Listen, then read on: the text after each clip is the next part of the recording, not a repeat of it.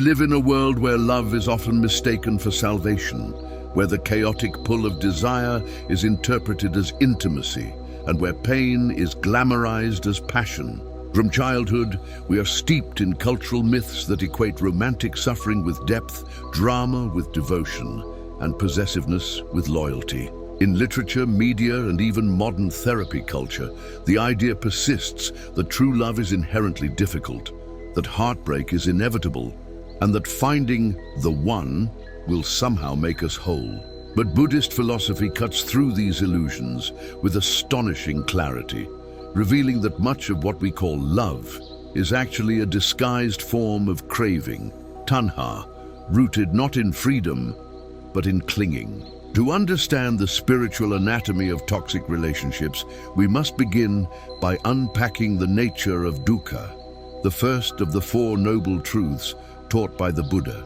Dukkha is often translated as suffering, but it encompasses a broader existential dissatisfaction, the feeling of something always being slightly off, of life not quite delivering on its promises. In relationships, this manifests as the ache of unfulfilled longing, the gnawing insecurity that we are not truly loved, or the torment of obsessive desire for someone emotionally unavailable. We think we are seeking love, but what we are often seeking is an end to suffering, a sense of existential completeness we unconsciously believe another person can provide.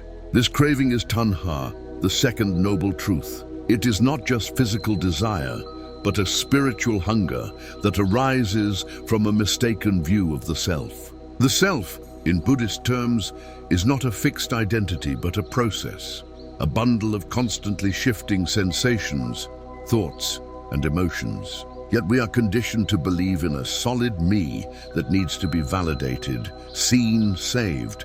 And so we project this need outward, often onto romantic partners, believing that they can fill the void. But this craving is inherently flawed because it seeks permanence in what is impermanent, satisfaction in what is ultimately unsatisfying. Toxic relationships thrive in the space between craving and illusion. They offer the high of emotional intoxication, the thrill of being desired, the euphoria of reunion after conflict. But they inevitably crash into the same patterns of abandonment, betrayal, or chaos. Each time we tell ourselves this time will be different. This too is an illusion, maya. We are caught in samsara, the endless cycle of birth and death, not just in the literal sense, but in the repeated birth and death of relationships, fantasies, and emotional patterns. Psychologically, this maps onto what Freud called repetition compulsion, the tendency to recreate unresolved childhood wounds in adult relationships in an unconscious attempt to master them. A person who felt unseen by a parent may seek out emotionally unavailable partners, hoping that if this person finally chooses them, the original wound will be healed.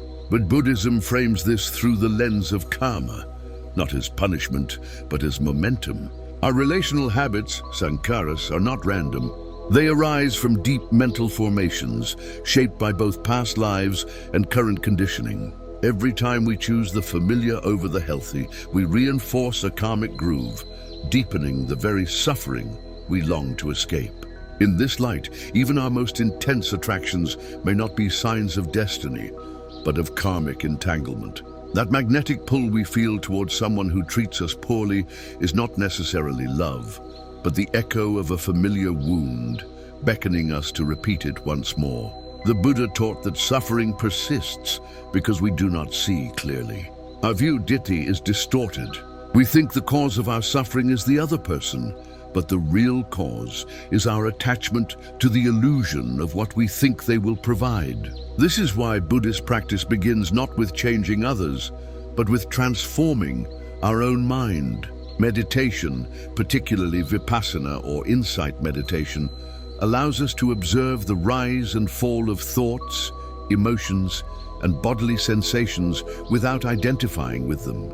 In the context of toxic relationships, this practice is revolutionary. When we feel the urge to text an ex, the panic of perceived abandonment, or the need to fix someone who is harming us, we can pause. We can breathe, we can observe the bodily sensations that accompany craving, the tightening of the chest, the fluttering in the stomach, the heat of anxiety. These sensations are not the truth of love. They are the residue of craving. By observing them without acting on them, we begin to untangle the web.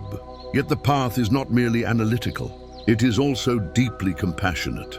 The Buddha emphasized karuna, compassion, and metta, loving kindness, as central to liberation. For those trapped in toxic relationships, cultivating metta is both counterintuitive and essential. It begins not with the partner, but with the self. Many of us have internalized the belief that love must be earned through suffering, that we are only lovable when we sacrifice our needs, that our worth depends on being chosen. Metta meditation disrupts this by offering unconditional friendliness to oneself. May I be happy. May I be safe. May I be free from suffering. Over time, this rewires the heart. We begin to treat ourselves as someone worthy of love, not someone desperate for it. This shift creates the space for discernment, prajna, or wisdom. We start to see toxic patterns not as fate, but as choices we no longer need to make. We no longer confuse intensity with intimacy. We no longer accept crumbs of affection as proof of connection. The person who once made us feel alive through chaos is now seen clearly, not with hatred, but with understanding. They too are suffering. They too are caught in samsara. But their suffering does not need to become ours. Compassion does not require self-sacrifice. In fact, true love, from the Buddhist perspective, is impossible without freedom. Thich Nhat Hanh wrote, "You must love in such a way that the person you love feels free." This includes ourselves.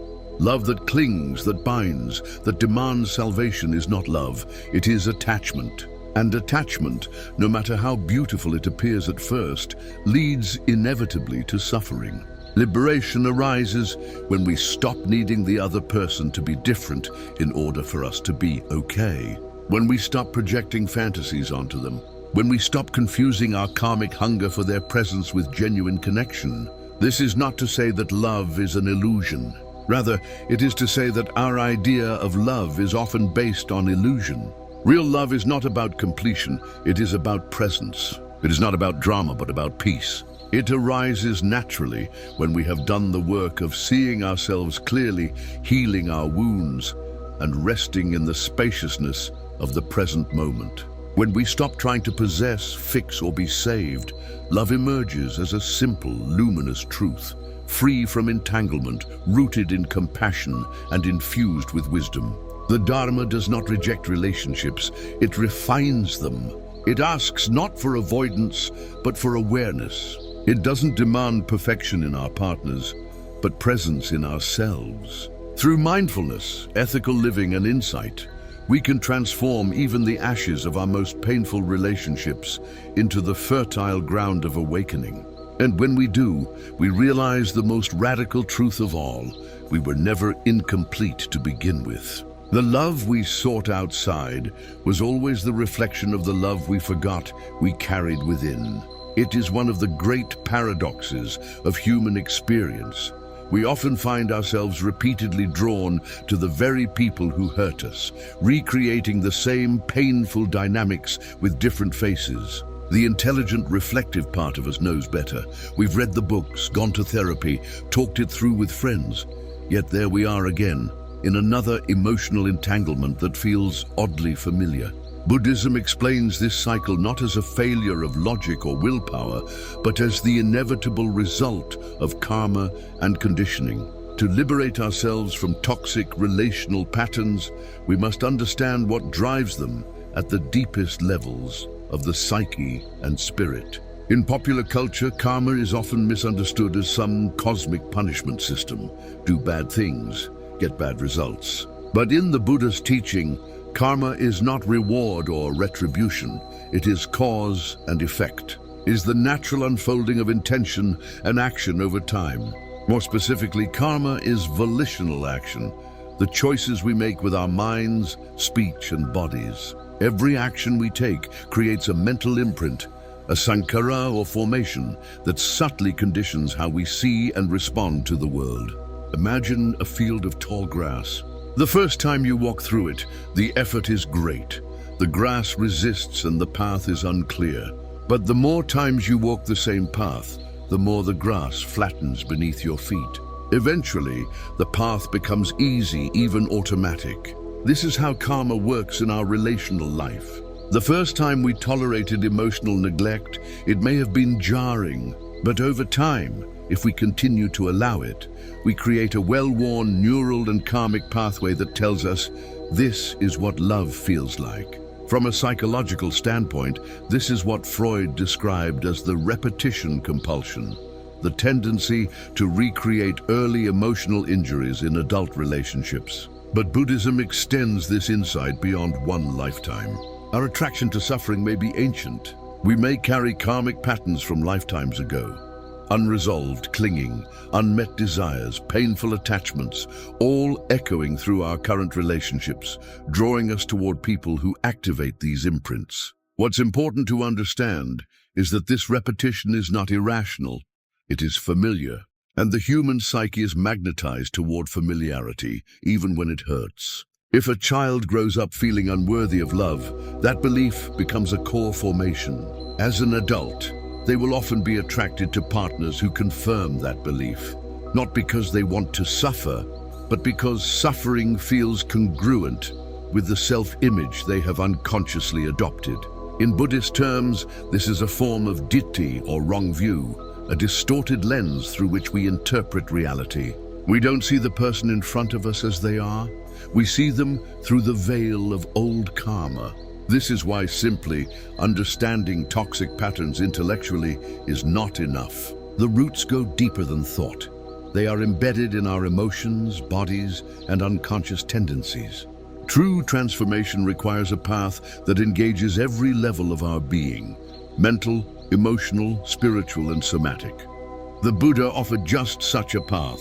Through mindfulness and ethical discipline, we begin to unearth the unconscious tendencies that bind us to harmful dynamics. With every moment of awareness, we weaken the karmic momentum of those tendencies. When we become aware of the desire to chase someone who mistreats us, and we pause instead of acting on it, we are not merely resisting temptation, we are changing our karma.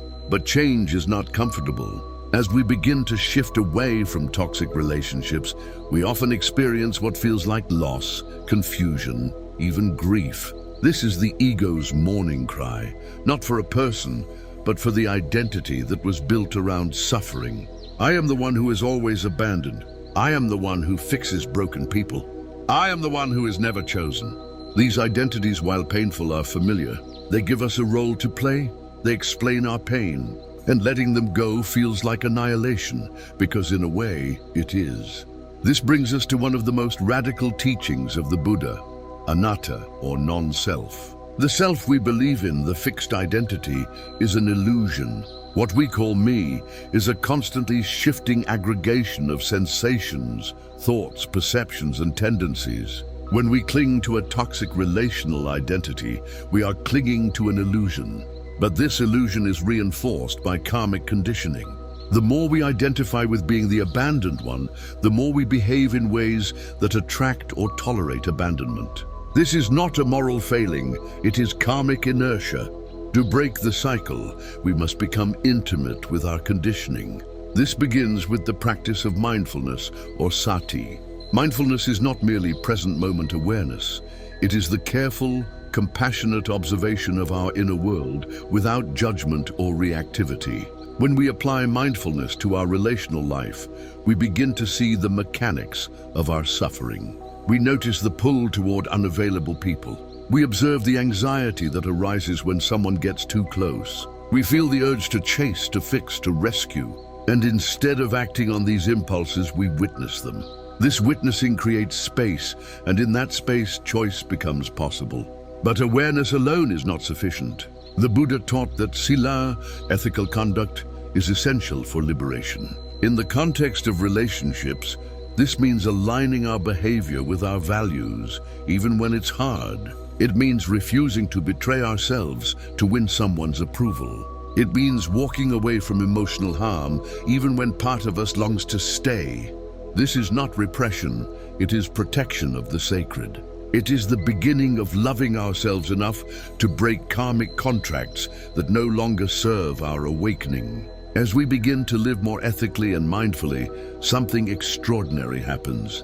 Our karma begins to change. We stop reinforcing the grooves of suffering and begin to carve new paths. We become less reactive, more grounded. Our taste in partners begins to shift. What once seemed alluring, the distant lover, the chaotic drama, the emotional roller coaster, begins to lose its appeal. We start to crave peace more than passion, stability more than stimulation, presence more than pursuit. This is not spiritual bypassing. We are not rejecting desire, we are purifying it. In Buddhist psychology, there is a concept called chanda, which is wholesome desire, the aspiration for liberation, for peace, for growth. Tanha, by contrast, is craving, the restless grasping that arises from a sense of lack.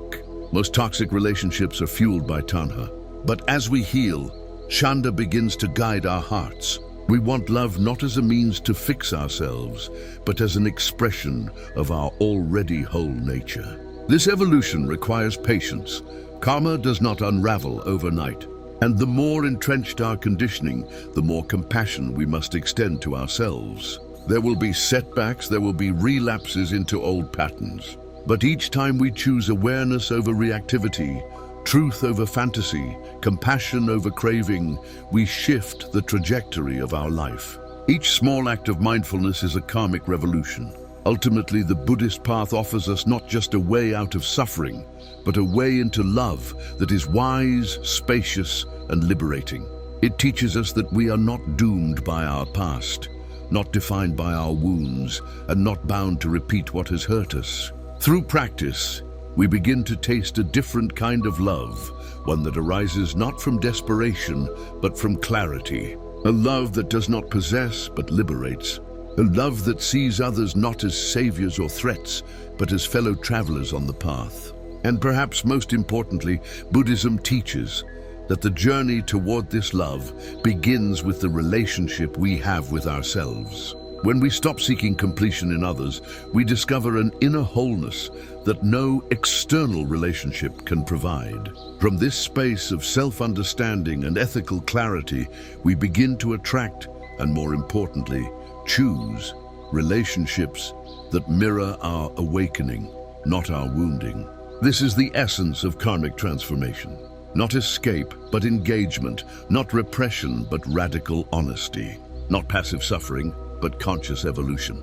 The path is long and sometimes painful, but it leads us home, not to another person, but to the unconditioned truth of who we really are. It often begins in the body before we even realize what's happening. The sudden tightness in the chest when a partner's tone shifts. The sinking sensation in the stomach after a delayed reply. The jittery anxiety in the limbs when imagining them walking away. Long before the conscious mind can make sense of it, the body knows, or rather, the body remembers. For those caught in the cycles of toxic love, these bodily sensations form the silent undercurrent that guides behavior, decisions, and attachments. It's not just that we think we need this person, it's that our nervous system believes we won't survive without them.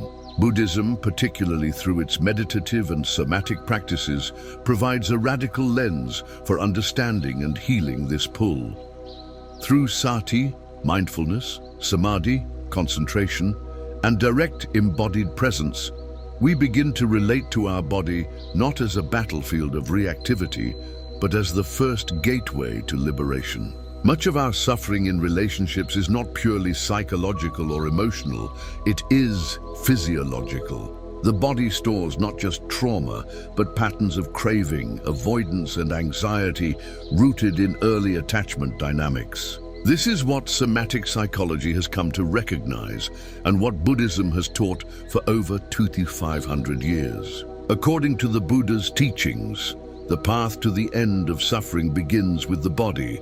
Kayanupasana, or mindfulness of the body, is one of the foundational practices of the Satipatthana Sutta. Why? Because the body is not only the first responder to emotional triggers, it is the container of karmic memory. In the context of toxic relationships, this means that the drive to reach out to an emotionally unavailable partner, to stay in an abusive dynamic, or to compulsively check someone's social media often originates not in logical thought, but in deep somatic discomfort. When we feel the abandonment wound triggered, our nervous system enters survival mode. This can be the fight response, anger, confrontation, accusations, or it can be flight, withdrawing, people-pleasing, shutting down. Some experience freeze, numbing out, dissociating, losing the ability to act. The trauma response is ancient and nonverbal. In that moment, we are not adults making rational decisions. We are children, or even pre-verbal infants, reliving moments of loss, rejection, and fear. The Buddha's response to this was not suppression, but observation. Through vipassana meditation, insight practice, we learn to watch these somatic reactions arise without immediately reacting. We begin to build what neuroscientists now call interoceptive awareness, the ability to feel and interpret internal bodily signals. In Buddhist terms, we cultivate Vedananupassana, mindfulness of feeling tones, noticing the pleasure, pain, or neutrality of a sensation without clinging or aversion. When we do this consistently, the body becomes less of a tyrant and more of a teacher. Let's consider a practical example. Imagine you've just seen a photo of your ex with someone new. A sharp heat rises in the chest. The stomach knots, the breath shortens. The urge to reach out, to reclaim, to spiral into obsessive thinking, it all comes rushing in. Ordinarily, we would act, send a text, call a friend, stalk their page. But the mindful practitioner pauses, observes, names tightness, heat, jealousy, craving, sorrow. Not I am jealous, but jealousy is arising. Not I am anxious, but anxiety is present. This subtle shift from identification to observation is the foundation of freedom. Why is this so powerful? Because it begins to dissolve the illusion of permanence. The Buddha taught that all sensations are impermanent, anicca, unsatisfactory, dukkha, and not self, anatta. The bodily panic that seems so overwhelming in the moment begins to shift under the gentle gaze of awareness. Breath by breath, we learn that we are not our sensations. They arise, they pass. Craving arises, craving passes. We are not broken. We are simply experiencing conditioned patterns. And this is where the true healing begins, when we stop trying to control the outer world and begin tending to the inner one. So often, our behavior in toxic relationships is an attempt to manage our own nervous system through another person. We seek reassurance not just because we want affection, but because our body is in a state of distress. We try to fix the other person not out of love, but out of desperation to soothe the chaos inside. But as we develop greater somatic awareness, we begin to self-regulate. We breathe, we feel our feet. We place a hand on our heart. We ride the waves of discomfort instead of drowning in them. Buddhist monastic training places immense value on this kind of embodied practice. Long hours of sitting, walking meditation, mindful eating, all are designed to reconnect the practitioner with their body. Because liberation is not a mental abstraction, it is a full-body realization. In toxic relationships, we often dissociate from our bodily truth. We override the discomfort, minimize the red flags, stay silent despite the tension in our gut. But healing requires that we reverse this trend, that we listen, feel, and honor what the body already knows. This bodily awareness is not just about reducing suffering. It is a spiritual practice. The khandhas, or 5 aggregates that comprise human experience, begin with the body, rupa. The Buddha placed the body first because embodiment is the foundation for insight. Without awareness of the body, our mindfulness remains disembodied, our spiritual practice divorced from lived experience. In contrast, when we are present with our sensations, we are grounded in reality. Not the fantasy of what a partner might become, but the truth of what is. It is important, though, not to use mindfulness as a tool for self-control or suppression. Some spiritual practitioners fall into the trap of using awareness to override legitimate emotional needs. They meditate through abuse. They silence their needs in the name of non-attachment. But true mindfulness includes discernment. It sees pain clearly, feels it fully, and responds wisely. It does not force the body to be calm, but creates space for it to express and release. In this way, mindfulness becomes an act of self-compassion, not spiritual bypassing.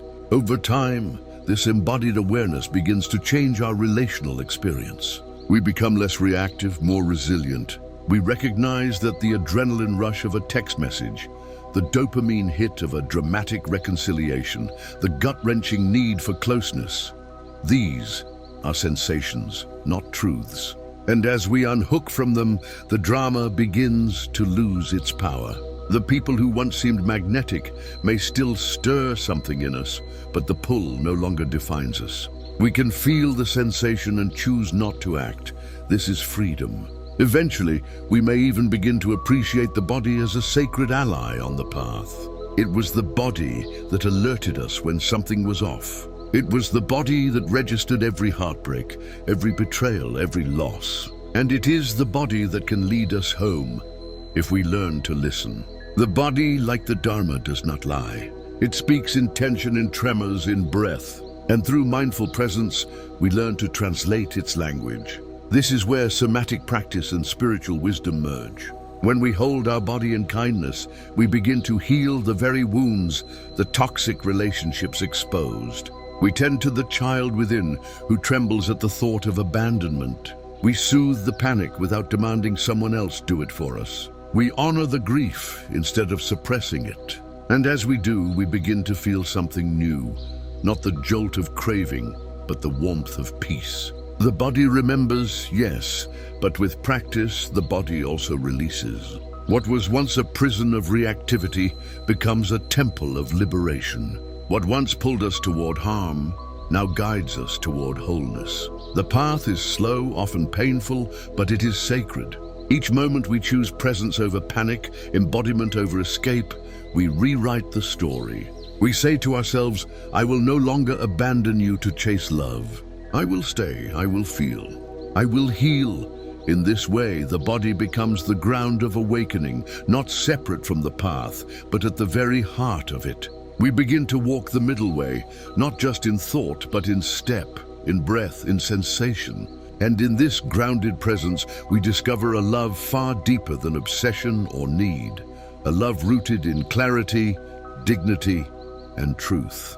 At the center of every toxic relationship lies a bargain, often invisible, but deeply binding. It's not a conscious agreement, but a silent contract written in the language of unmet needs, childhood wounds, and distorted self-perceptions. It says, if I play this role, the savior, the martyr, the abandoned one, then maybe you will finally love me, stay with me, see me. This is not love. It is egoic transaction masquerading as devotion. It is the self attempting to solidify its identity through another person, even if that identity is rooted in pain. Buddhism offers a radically different vision of the self, one that undermines this entire premise. According to the Dharma, the self is not a stable, independent entity. It is a dynamic process, constantly changing, made up of 5 aggregates, khandhas: form, body, feeling, perception, mental formations, and consciousness. There is no enduring I at the center of experience, just a stream of conditions giving rise to temporary phenomena. And yet, in relationships, we cling to a false self with fierce intensity. We say, this is who I am. I'm the one who's always left. Or I'm the one who has to fix everything. We wrap ourselves in narratives that often begin in childhood and repeat like mantras in adulthood. These ego roles are seductive because they provide meaning. Even suffering, when interpreted as part of a story, can feel purposeful.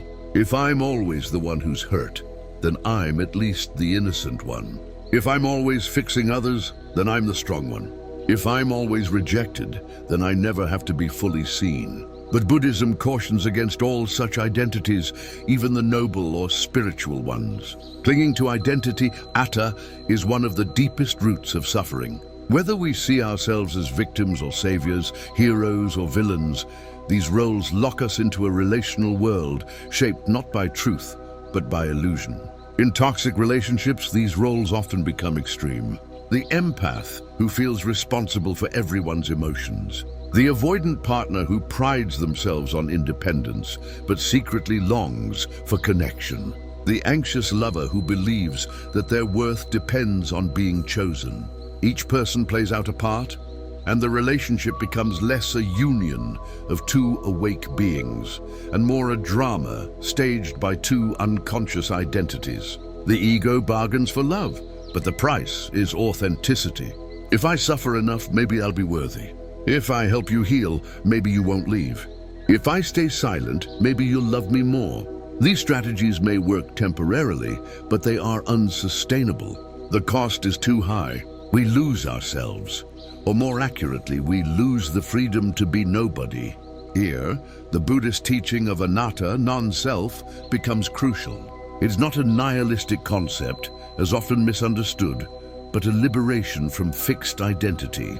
When we realize that there is no permanent self to defend, validate, or prove, we begin to relax. We no longer have to keep performing.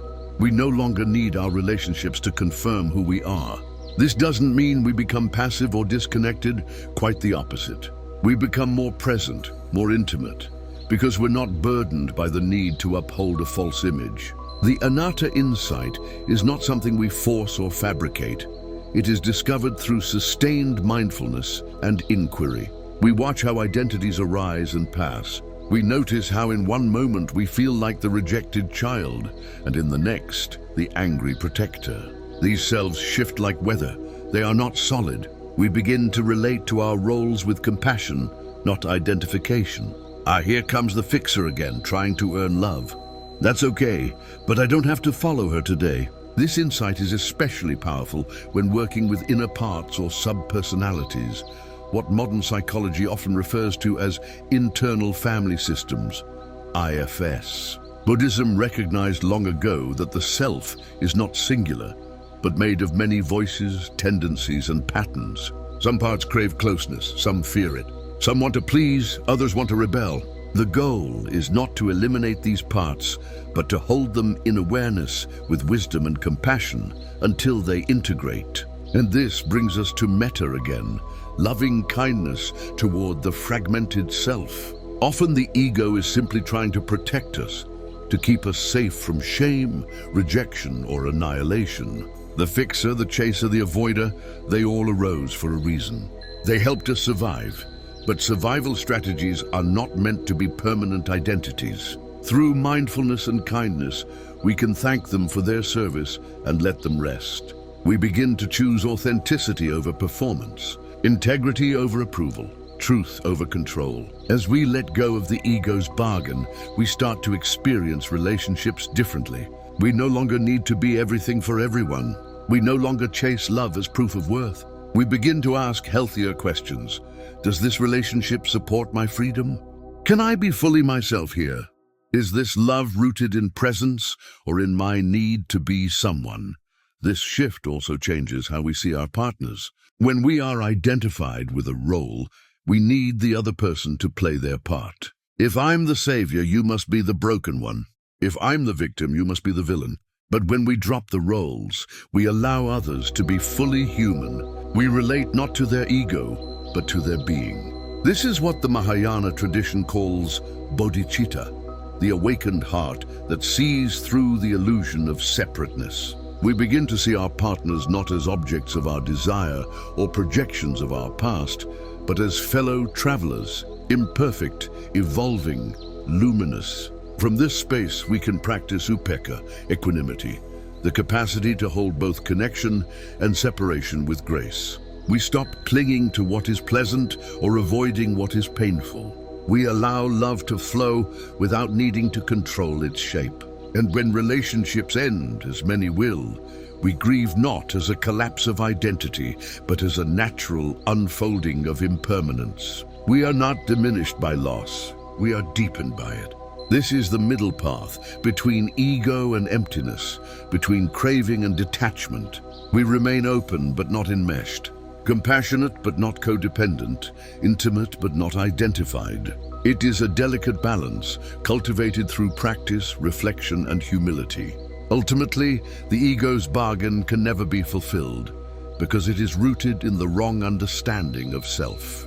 But when we release that bargain, when we stop trying to earn love through roles, we discover something far more powerful. Love that arises naturally, without demand or pretense. Love that is not earned but recognized. Love that does not cling but liberates. And in that freedom, we may finally understand what the Buddha meant when he said, "Just as a mother would protect her only child with her life, even so, let one cultivate a boundless love toward all beings, including yourself, especially yourself.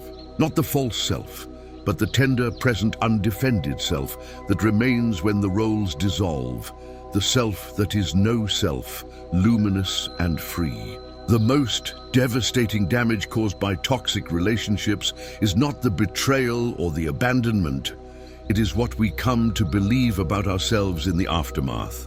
We internalize the cruelty, the chaos, the neglect, and conclude, "I am unworthy. I am too much. I am not enough." These conclusions settle deep into the psyche like emotional scar tissue, shaping every relationship that follows. And though we may vow never to be hurt again, we unconsciously continue to attract and accept what mirrors our wounded self-perception.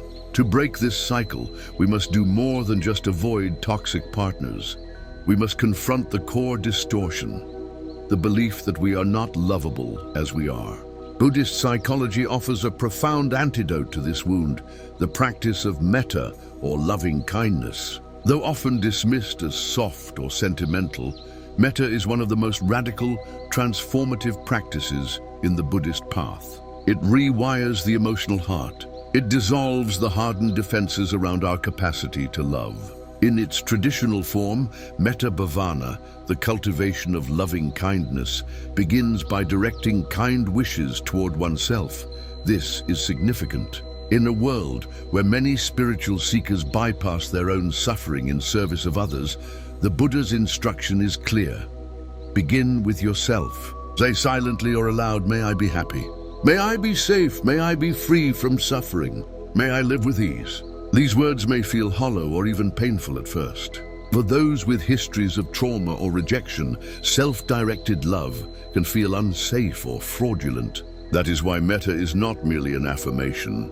It is a practice. You do not have to believe the words for them to work. You just have to repeat them gently, patiently over time. The power of metta lies not in the immediate emotion it evokes, but in its cumulative impact on the heart and nervous system. Modern neuroscience now confirms what ancient meditators intuited. Repeated mental states create new neural pathways. Just as trauma wires us for hypervigilance and self-criticism, compassion practices like metta can wire us for acceptance, resilience, and care. When we sit daily with the intention of wishing ourselves well, we begin to change the inner climate in which all our thoughts, emotions, and behaviors arise. This has direct consequences in our relational life. The more we practice metta, the less we tolerate relationships that harm us, not out of anger or revenge, but because we simply begin to recognize what does not feel like love. The drama that once felt intoxicating begins to feel suffocating. The chasing, the proving, the overfunctioning, these lose their grip. In their place arises a quiet clarity. I deserve love that does not require me to abandon myself. It's important to note, however, that metta is not indulgence. It is not narcissism. It is not about building a grandiose self-image. Rather, it is the recognition of our shared vulnerability, our shared humanity. When we say, "May I be happy," we are not asserting that our happiness matters more than others. We are saying that we too are worthy of inclusion in the circle of compassion. We are healing the split that tells us everyone else deserves kindness, except us. As the practice deepens, metta extends outward. From self, we move to a benefactor, someone who has loved or supported us. Then to a friend, then to a neutral person, then powerfully to a difficult person, even those who have hurt us. And eventually to all beings everywhere. But this progression is not forced. We do not leap to forgiving our abuser before we have healed the parts of us that were harmed. We do not bypass our own grief in the name of compassion. We move slowly, honoring each stage. And yet, something extraordinary happens when we begin to wish well for those who have caused us pain. It does not mean we condone their actions or invite them back into our lives. It means we release the poison of hatred from our own hearts. As the Buddha said, holding on to anger is like grasping a hot coal with the intent of throwing it at someone else. You are the one who gets burned. Metta cools the fire. It does not erase memory, but it transforms the energy we carry forward. This is especially transformative in the case of former partners, the ones we couldn't let go of, the ones who made us question our worth, the ones we still dream about. When we direct metta toward them, not to get them back, not to fix them, but simply to wish them peace, we reclaim our power. We exit the karmic loop of resentment and longing. We stop trying to change the past and begin to open to a different future. But the deepest gift of metta is not what it does to others. It's what it reveals in us. Over time, as we repeat the phrases, we may begin to touch something ancient and whole within ourselves, a kind of original innocence. The part of us that existed before we were conditioned to believe we were broken. The child who was worthy simply because they were alive. This self does not need to be earned, proven, or performed. It simply is, luminous, awake, and inherently lovable. In the Mahayana tradition, this quality is referred to as Buddha nature, the innate potential for awakening present in all beings. Metta helps us remember this nature, not as a theological concept, but as a felt sense, a warmth in the chest, a softening of the inner critic, a sudden tenderness toward our own suffering. These moments are small but profound. They accumulate, they heal. As we embody metta more fully, our relationships begin to change in subtle but profound ways. We become less reactive, more patient. We set boundaries not with anger but with love. We stop trying to control others and start taking responsibility for our own peace. We choose partners who resonate with our wholeness, not our wounding. We become safe spaces for others because we have learned to be safe within ourselves. This too is a form of activism. In a world built on disconnection, choosing love, real, grounded, non-codependent love, is revolutionary. Metta is not retreat from the world. It is re-entry with a different nervous system, one that is less easily hijacked by old patterns, one that is less seduced by toxicity, one that knows love does not hurt. Obsession hurts, clinging hurts, confusion hurts, but love, when rooted in wisdom, sets us free. That wisdom, of course, must be cultivated alongside compassion. The Buddhist path is often described as a bird with two wings: wisdom, panna, and compassion, karuna. Without wisdom, love becomes enabling. Without compassion, wisdom becomes cold. Metta integrates the two. It reminds us that healing is not just about insight. It's about holding ourselves gently as we grow. As we continue to practice, we begin to see even our most painful relationships as part of the path. They were not detours. They were invitations to remember what we had forgotten, that love is our true nature, not something we must suffer to receive. And when we love ourselves with the same devotion we once gave to those who could not receive it, something miraculous happens. We stop chasing and we start choosing. We stop performing and we start resting. We stop surviving and we start living. This is the medicine of metta, not a cure-all but a sacred balm, not a way to bypass pain, but a way to meet it with courage and kindness. Each time we return to the phrases, "May I be happy," "May I be safe," "May I be free," and we are not just hoping. We are remembering, we are reclaiming, we are coming home, and in this homecoming we discover the most radical truth of all. We were never broken. We were never unworthy. We were always already enough. One of the most misunderstood aspects of spiritual life, particularly in the Buddhist tradition, is the notion of compassion. Too often, Compassion is mistaken for permissiveness, for allowing harmful behavior to continue, for keeping silent in the face of abuse, for staying in relationships long after they have become destructive. But true compassion, karuna, is not passive. It is active, discerning, and rooted in wisdom. It does not coddle delusion, it cuts through it. And one of the clearest expressions of wisdom-infused compassion in our relational lives is the capacity to set and maintain healthy boundaries. Boundaries are not walls. They are the recognition of where I end and you begin. They are the clear lines we draw to protect our inner peace, our integrity, our dignity. When we fail to establish them, relationships devolve into enmeshment, resentment, and control. And yet, for many who have been wounded in love, particularly through toxic or traumatic relationships, boundaries can feel impossible. Saying no evokes panic.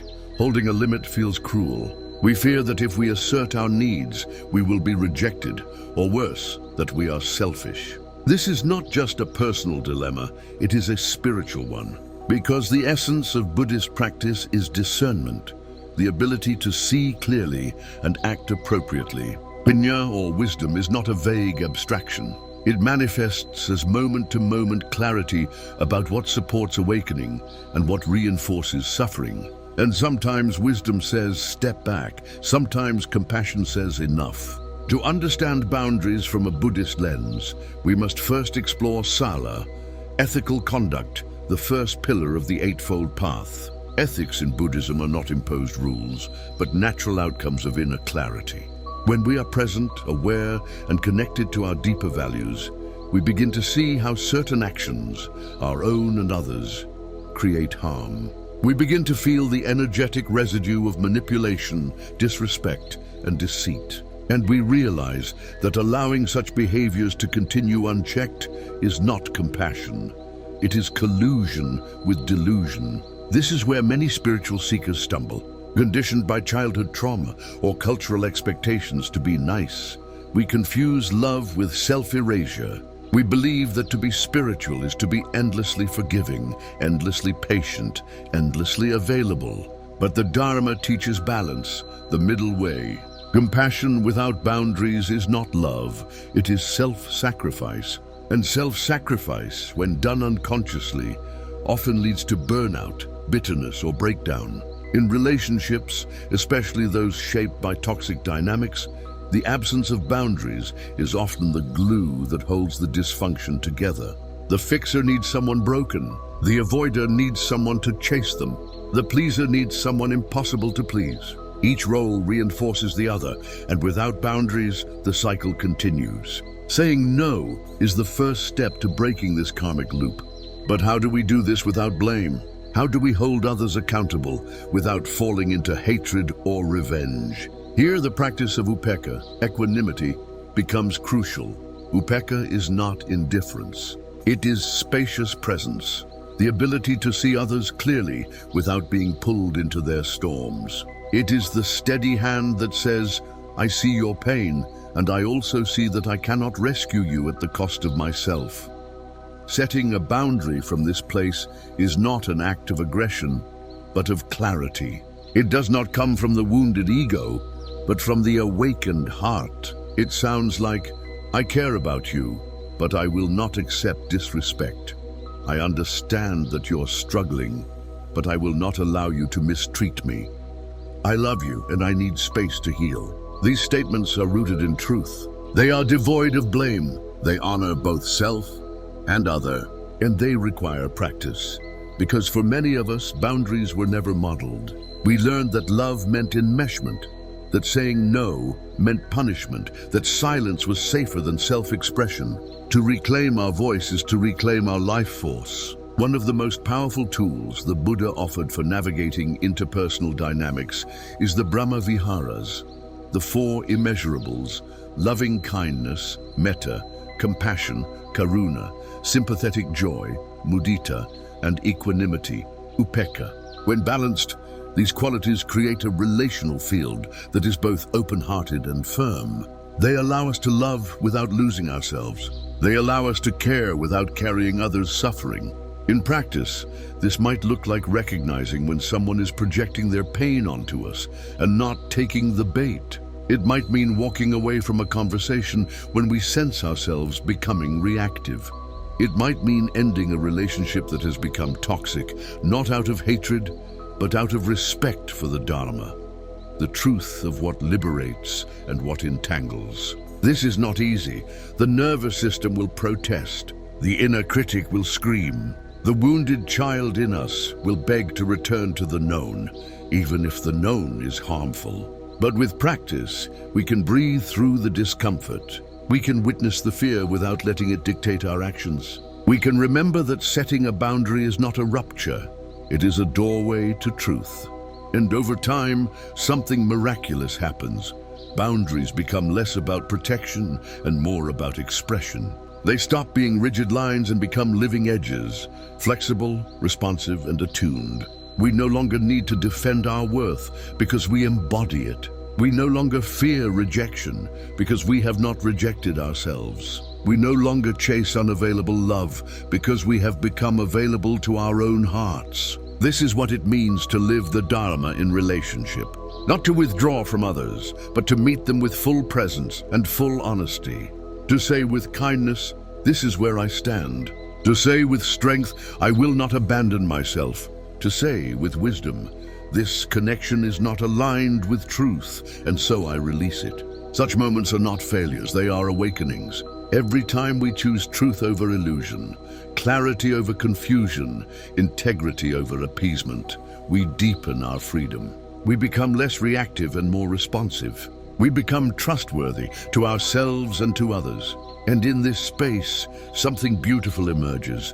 The capacity to love without clinging, to support without losing balance, to be in relationship not out of need but out of choice. Boundaries then are not barriers to intimacy, they are its foundation. Because only when I am rooted in myself can I truly meet you. Only when I am free can I truly love. At the heart of Buddhist practice lies a paradox. We are each responsible for our own awakening, and yet we do not awaken alone. Even the most solitary paths, the monk in a cave, the hermit in retreat, are shaped by the unseen presence of others, teachers, ancestors, fellow beings. Relationship, then, is not an obstacle to liberation.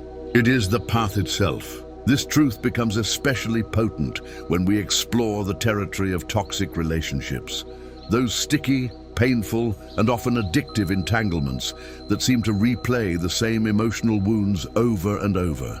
Why do we stay in these relationships? Why do we leave and return, again and again, even when we know it hurts? From a psychological lens, we speak of trauma bonds and attachment wounds. From a Buddhist perspective, we speak of karma, craving, tanha, and ignorance, avidya. Both frameworks point to the same core insight. We are drawn not to what is good for us, but to what is familiar. The nervous system, shaped in childhood, seeks what it recognizes, even if what it recognizes is chaos, conditional love, or emotional absence. But Buddhism does not pathologize this tendency. It sees even our confusion as workable. As one Zen teaching puts it, obstacles are not the path, they are the path. In this view, toxic relationships are not signs of spiritual failure. They are invitations to wake up. The invitation is this: can I meet this relationship, however painful, with awareness? Can I stay curious even as my old patterns are activated? Can I hold my own pain with tenderness even as I set boundaries? Can I see the other not as an enemy but as a mirror? This is where the concept of sacred mirrors becomes transformative. In Buddhist psychology, every experience is a projection of mind. This doesn't mean everything is imaginary. It means that what we see out there is intimately shaped by what we carry in here. When we are wounded, we unconsciously seek out relationships that reflect that wound. But when we become conscious, those same relationships become mirrors that show us what we need to heal. For example, a partner who constantly withdraws might mirror our fear of abandonment, a fear we've carried since childhood. A partner who criticizes may activate our internalized shame. A partner who manipulates may reveal our own difficulty with boundaries and voice. The relationship itself becomes a living meditation, exposing our conditioning not to punish us, but to liberate us. This is not to suggest we must stay in harmful relationships for the sake of growth. Quite the opposite. Sometimes the most awakened act is to leave, not in anger, but in truth. But whether we stay or go, the key question remains: what is this teaching me? What am I being asked to see? Where is the karma ready to be resolved? This is where Buddhist tools become powerful allies. Mindfulness allows us to track our inner reactions in real time. The tightening in the chest when we're criticized, the urge to fawn when someone withdraws. Compassion helps us hold those reactions with care rather than shame. Wisdom lets us step back and discern, is this dynamic reinforcing my delusion or supporting my freedom?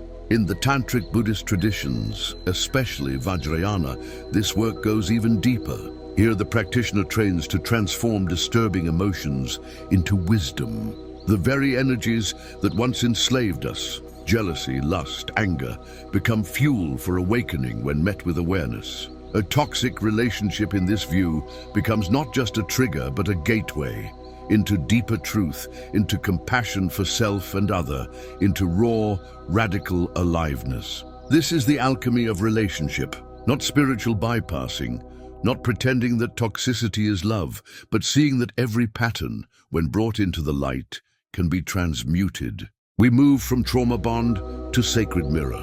We stop asking, how can I fix this person? And begin asking, what is this showing me about myself? We stop clinging to the illusion of control and start trusting the intelligence of the Dharma unfolding through our lives. And what unfolds, eventually, is spaciousness. The gaps between trigger and reaction widen, the nervous system stabilizes. The old hunger for validation, rescue, drama begins to fade. We no longer need our relationships to complete us, fix us, or define us. We can meet others as equals, not saviors or projects. We can love without losing ourselves. This shift allows us to experience relationship in a new way, not as possession, but as partnership. Not as a survival strategy, but as a spiritual practice. Not as a refuge from loneliness, but as a space where two whole beings walk the path together. From this place, the teachings of Buddhism come alive in relationship. And perhaps most profoundly, we begin to experience interbeing, the truth that there is no separation between self and other. As Thich Nhat Hanh taught, you are me and I am you. When we harm another, we harm ourselves. When we love another well, we deepen our own freedom. Every relationship becomes a koan, a doorway, a temple. Of course, this is not a static state. Even in awakened relationship, conflict arises, triggers return, old patterns knock on the door.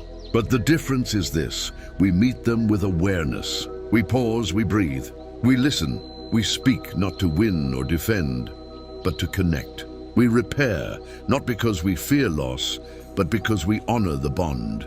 And sometimes, honoring the bond means letting it go, with grace, with blessing, with love that is no longer entangled in pain. This is the paradox the Dharma invites us to live. The more we let go, the more deeply we can love. The less we cling, the more fully we can connect. The more we trust the unfolding, even when it includes endings, the more we align with truth. Ultimately, the journey out of toxic relationships and into conscious, awakened intimacy is not linear. It spirals. We revisit the same lessons at deeper levels. We fall asleep and wake up again. But with every turn, we become more ourselves, not the constructed self of trauma or performance, but the luminous, spacious awareness that was never broken. And in this awareness, we find the greatest relationship of all, the one with our own awakened heart. From this heart, all other relationships are born and reborn. We return to the wisdom of the Lojong teachings. See everything as a dream, even the pain, even the longing, even the person you once thought would save you. And when you wake from the dream, again and again, what remains is not bitterness, but gratitude, because the person who broke your heart also opened it. Because the pain that brought you to your knees also brought you to the path. Because the love you were chasing was never outside you. It was here all along, in the stillness, in the breath, in the spacious, unshakable knowing that you are already whole. This is the true relationship, not built on clinging or need or fantasy, but rooted in reality, held in compassion and flowering in freedom. Welcome home.